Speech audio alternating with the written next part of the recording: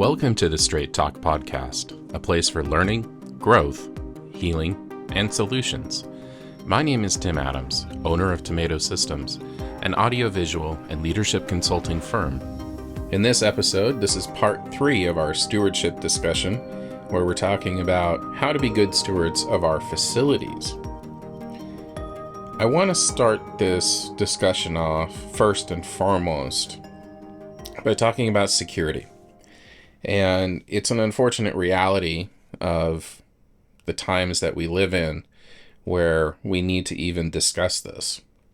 But the reality is that our churches are soft targets, and they are becoming increasingly targeted by individuals that are in crisis, that are ideologically motivated. They may be personally motivated. A large portion of incidents in churches are interpersonal conflict and are motivated by, say, an abusive spouse that's trying to track down their partner and maybe their kids. Whatever the reason, whatever the cause, whatever the motivation, the reality is that we now need to start taking security more seriously. And, this is very much within this conversation of being good stewards of our facilities, and within the conversation of last episode of, being good stewards of our people. And one of the most difficult parts of this whole discussion is, how do we promote a message of openness and being welcoming and warm while still properly securing our people?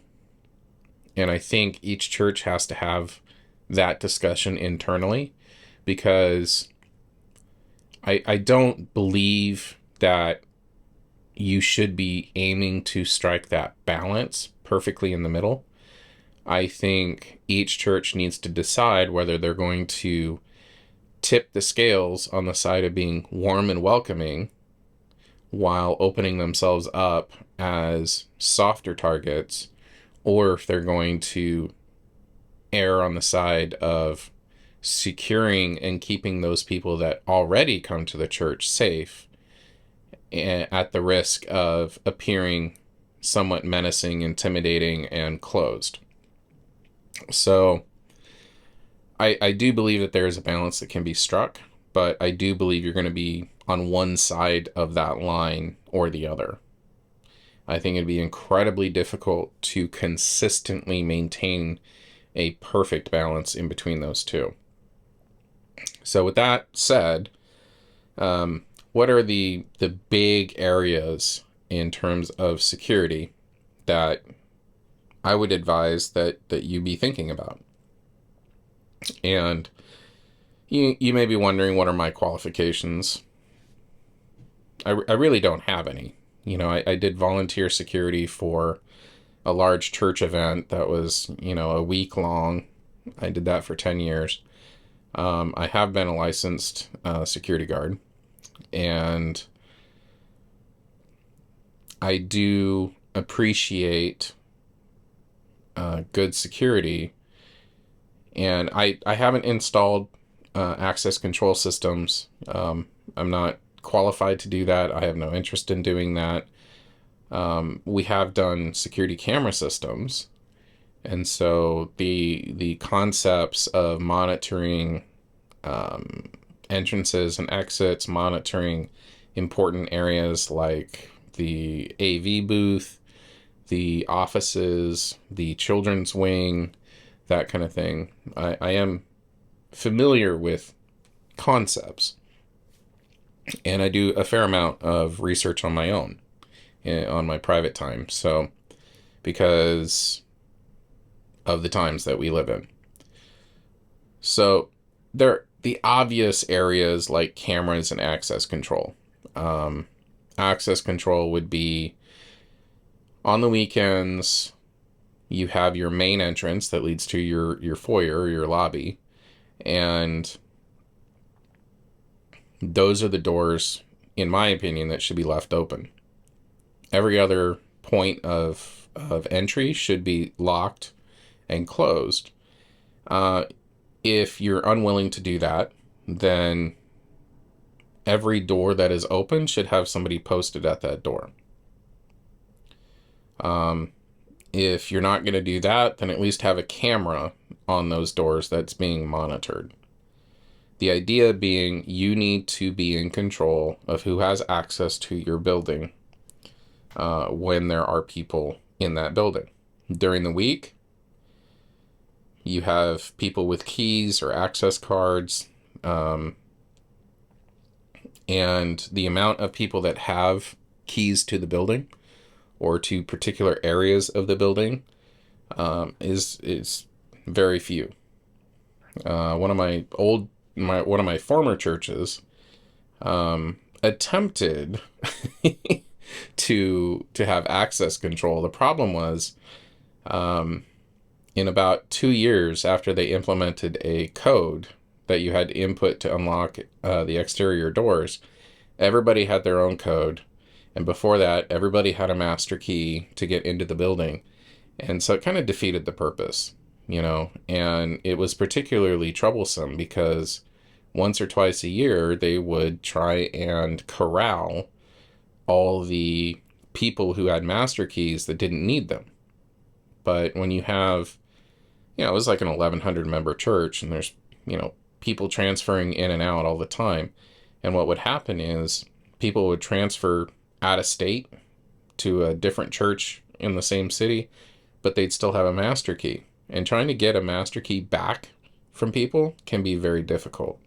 So if you are consistently making the process of getting a master key or an access card difficult, then you can help avoid these kinds of issues in the future. And it's very important to ensure that people understand that it's not about distrust. It's not that you don't trust these people as to why you make the process so difficult. It's all about protecting the people and the building itself from random events or nefarious individuals gaining access. Because the more people that have ready access to your exterior doors, the more easy it is for somebody to rush in. The easier it is for somebody to run up on somebody and force them to open the door. Think of it as, more potential points of failure, if we're going to take a technical system approach to it. So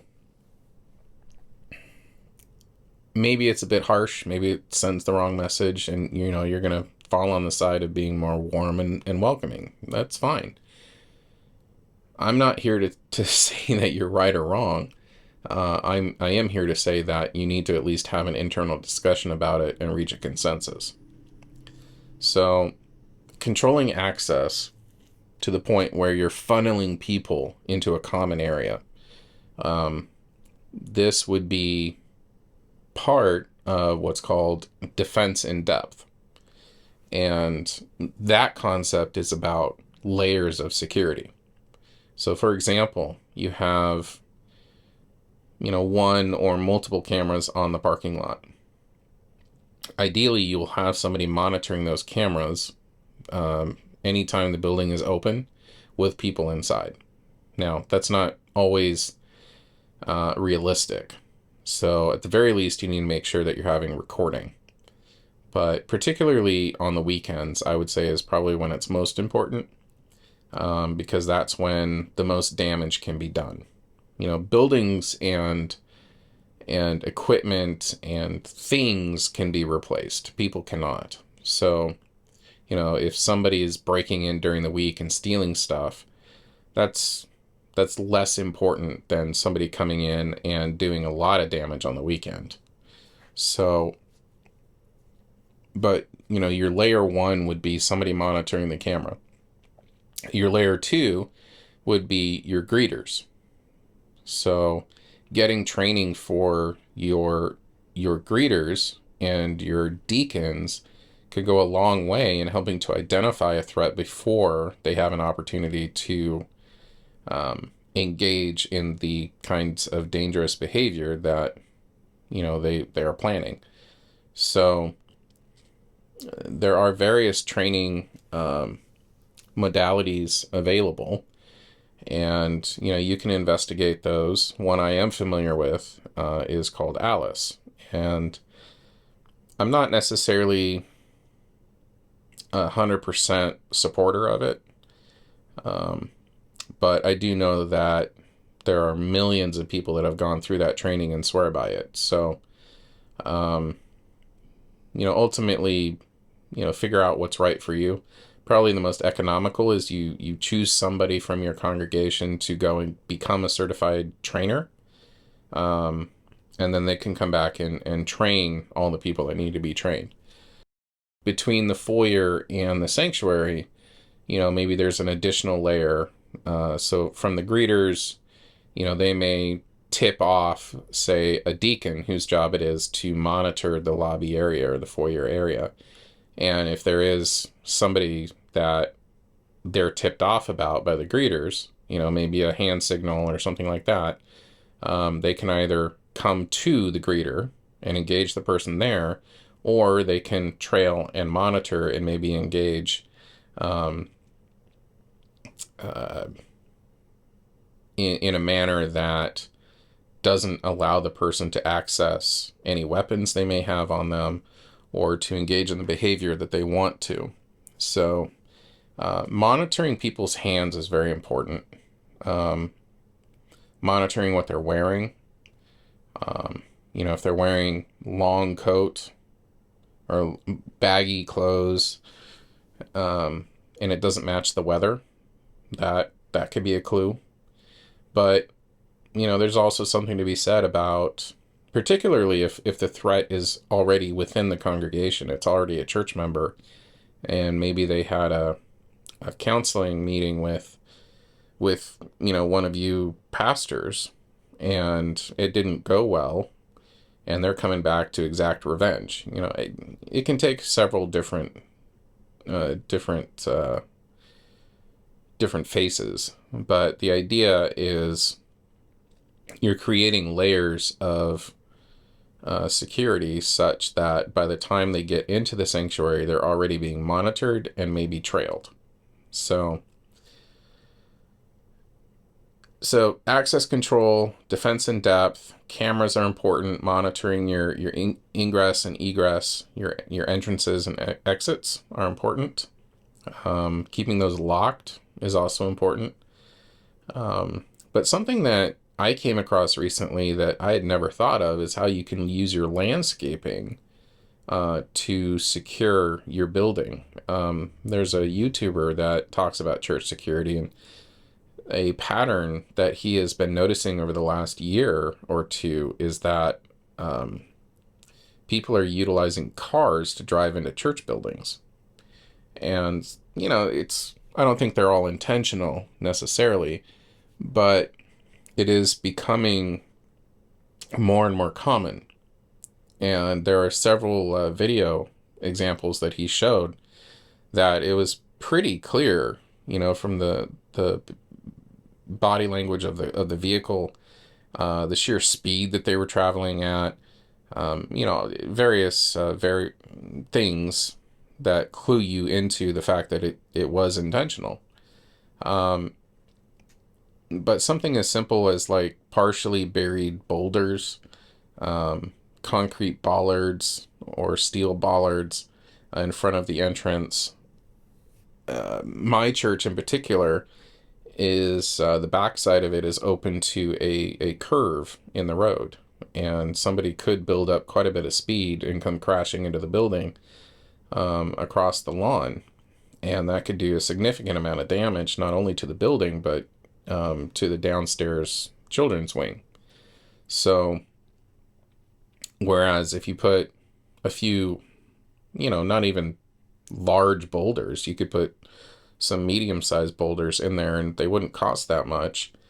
And that becomes a natural barrier that you'd be hard-pressed to get a car past at high speed. So, look for vulnerabilities like that and ways that you can subtly put in layers of protection such that, it would make it extremely difficult, if not impossible, for a vehicle to drive into your church. You can go crazy with security, trying to play the what if game and trying to protect yourself against every potential scenario. And I think that that's a waste of time. I think it's a waste of resources. I think you need to be realistic and look at the world around you and say, okay, well, these are the steps that we feel are reasonable to take. And, I think it's also important to have an internal discussion about firearms. There are churches arming themselves across the country. They are, sometimes basing that on scripture. Sometimes they're not. I'm not going to say whether that is a good thing or a bad thing. We're not here to discuss the details or the nuances of whether that's biblically correct or not. But it is, I believe, an important internal discussion that you need to have, because depending on where you live, depending on where your church is located, you could very well have concealed carriers inside your congregation. And, it's not appropriate to ask your members to disclose whether they are carrying or not. But in your crisis management planning and in your security discussions, you do need to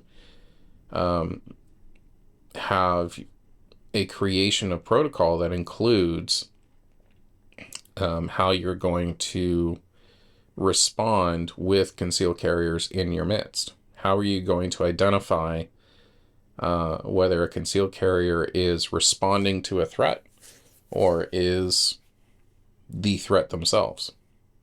So, just things to think about. Moving on from security and into more of a common stewardship topic would be maintenance. There are churches that we have worked with that frankly have been so badly mismanaged that they really they should be condemned. The buildings should be condemned. We've seen windows leaking onto electrical cabling, and we've seen electrical outlets not wired properly, that don't work, exposed electrical wiring, and just all sorts of things that we come across. Found a consumer grade household extension cord that had a couple of AC to DC wall wart, that's what we call them, converter boxes. So basically you plug in, you get AC, and then it transforms it into DC for, a low voltage device. We came across one of these that had two of these wall wart transformers plugged into this little household non-grounded extension cord, and to make sure that they stayed, they had electrical tape around the whole package. And please don't do stuff like that. We were in another church where the pastor, one of the former pastors, had fancied himself an electrician and had taken it upon himself to lengthen power cords for their stage lights, because the cords that came as part of the fixture were not long enough. And he had essentially wire nutted, he'd spliced two cables together, and wire nutted the two cables together and then wrapped it in electrical tape. Okay, fundamentally, there's really nothing I can see wrong with that. But, if you're going to go to that trouble, just disassemble the light and lengthen it that way. But, or, use an extension cord, for goodness sakes. And one that's grounded. I cannot stress to you the importance of grounding your equipment.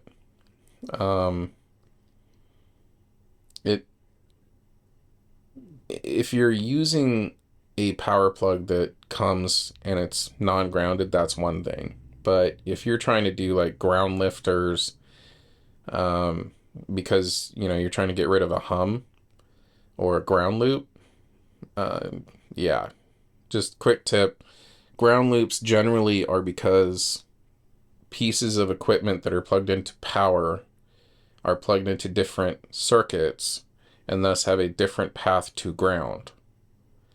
How you choose to fix that so that they are on the same circuit or have the same path to ground, I would say a big step would be to make sure that all of the outlets, all of the circuits that you are plugging your AV system into or that you're using to power your AV equipment all go to the same breaker.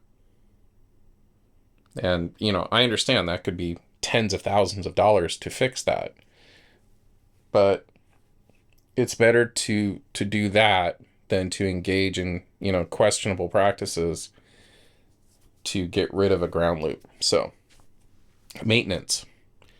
And maintenance includes everything. That includes your electrical system, that includes your heating and cooling, your actual physical plant, the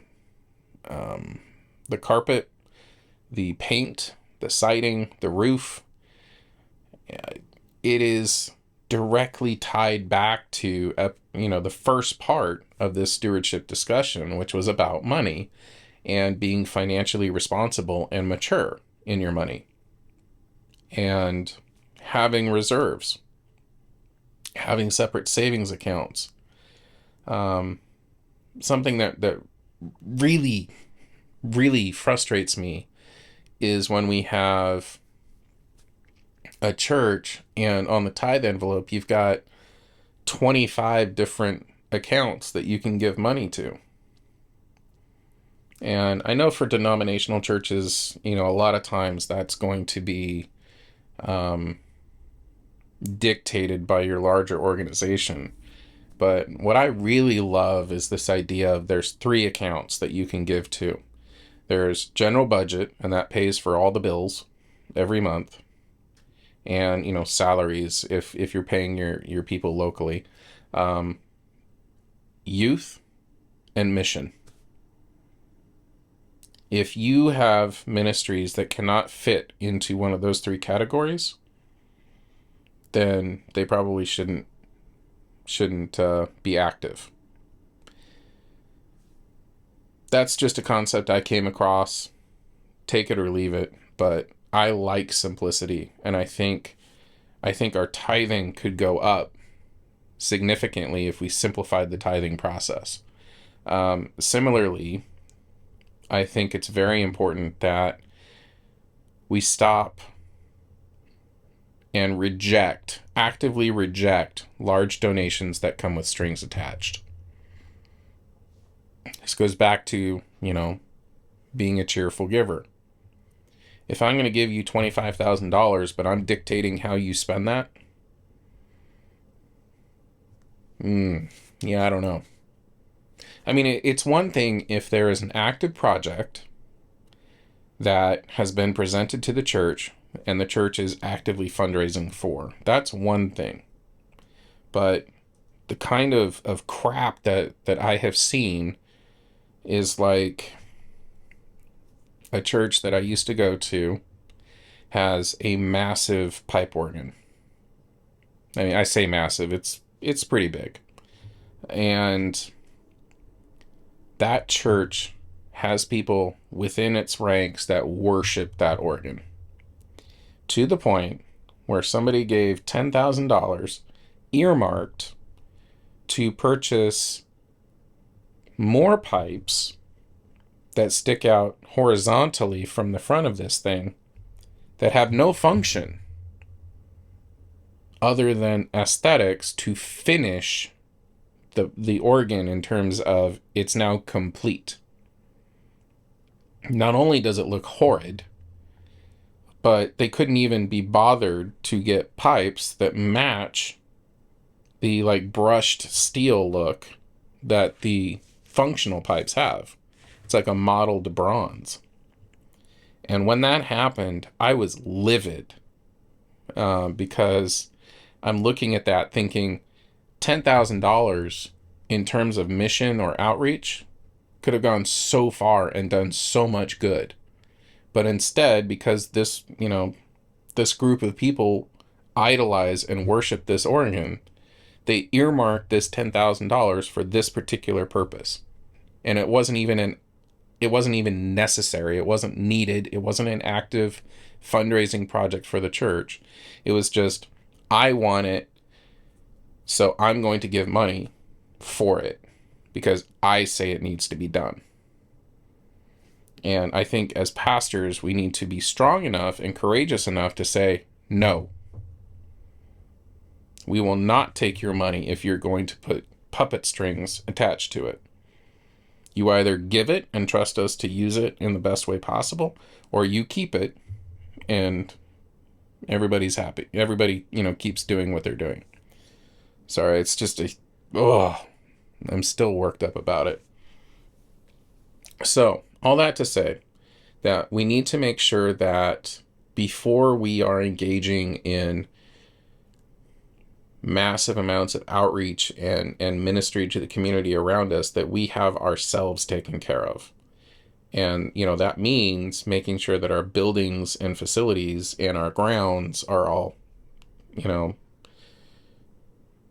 healthy, right? We talked last episode about having healthy people and how we take care of them and how we steward them well.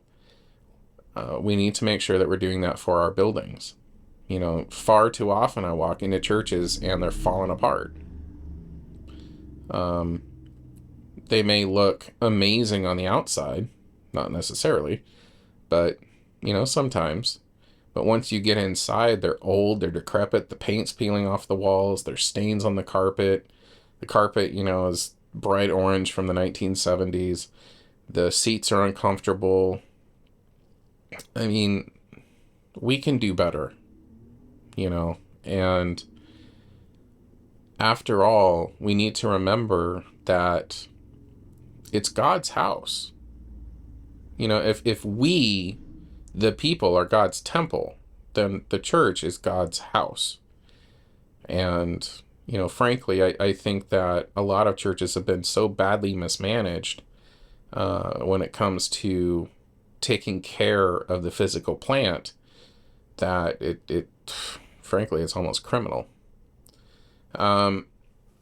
Along the lines of both security and maintenance in terms of the, taking care of the facility, lighting is hugely important. And from a security standpoint, even if you don't have a camera system, a surveillance camera system that is, recording everything, lighting can be exterior lighting can be a deterrent, because people who want to break in can't hide in the shadows in order to do that. Now, depending on what part of the country you live in, people don't care anymore whether they are caught on camera breaking the law or not. It's a sad state of affairs, but that is the reality that these municipalities find themselves in. And,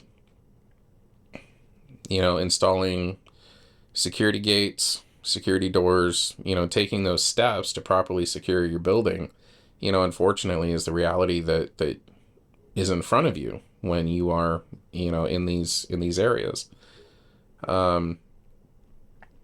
but your internal lighting is just as important.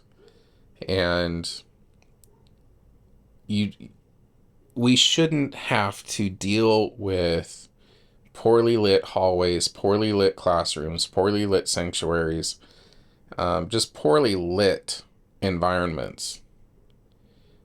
I understand that lighting can be very expensive. One of the things I don't really advertise that we do or can do, but that we do offer when we see the need is commercial or industrial lighting. So things like, you would find in your hallways or offices or even your house lights. A lot of people love fluorescence. And, there's been a transition over the last decade or so to LED.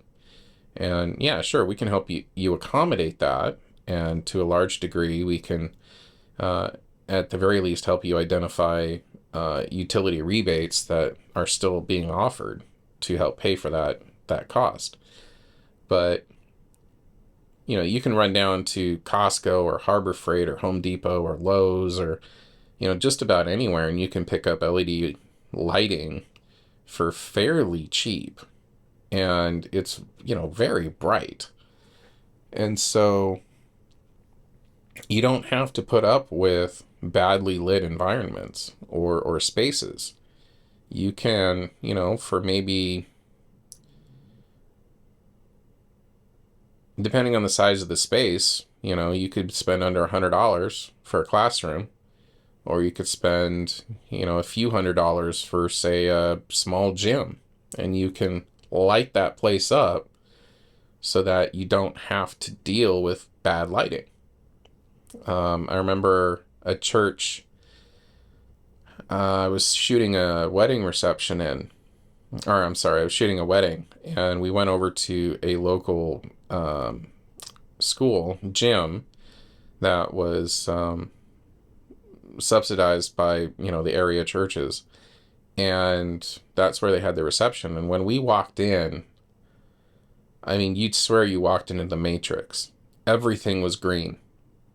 And it was because they had these industrial warehouse lights that I want to say they're metal halide, but they just burn green. And I can tell you right now, trying to white balance anything in that lighting was just about impossible. And it wasn't just that it was poor quality lighting. It was just dark. And when you're in a gym, you need to be able to see. We're accustomed to being in gyms and they're being quite brightly lit. This one was not. So part of this whole stewardship discussion, it's all interconnected, right? Under the umbrella of stewardship. We need to be good with our money. We need to take care of our people. And part of the way that we take care of our people is taking care of our facilities, right? So we want warm, welcoming, properly lit environments, because part of church is the experience, and we want pleasant experiences. We don't want to have people stop coming to church or not come to church because being in the church is such a negative experience, just physically. Has nothing to do with maybe negative attitudes or negative behaviors from other people that are at church too, but just the aura, forgive the term, or the ambiance, there we go. The ambiance of being in that building is such that, it induces headaches, or it makes people uncomfortable because going downstairs into the basement for the children's wing feels like you're going into a haunted house kind of thing, right? So we can do better, and we need to be doing better. And I think, I believe truly that when we are truly partnered with God, and when we are following the principles, the financial principles that he's outlined in the Bible, and we're we're walking daily with him as leaders, I truly believe that a lot of the issues that we face as pastors, as churches, can be overcome on a regular basis. And we can move away from this scarcity mindset that's fear-based and move into an abundance mindset that's faith-based. And once we go through that transition, then we can truly thrive. Then we can truly make a difference and a positive impact in a deep and meaningful way in our local communities. So that's going to wrap up the part 3 of the stewardship discussion. We have one more, and the next episode is going to be talking about how we steward the mission. And that will wrap up this 4-part series on stewardship.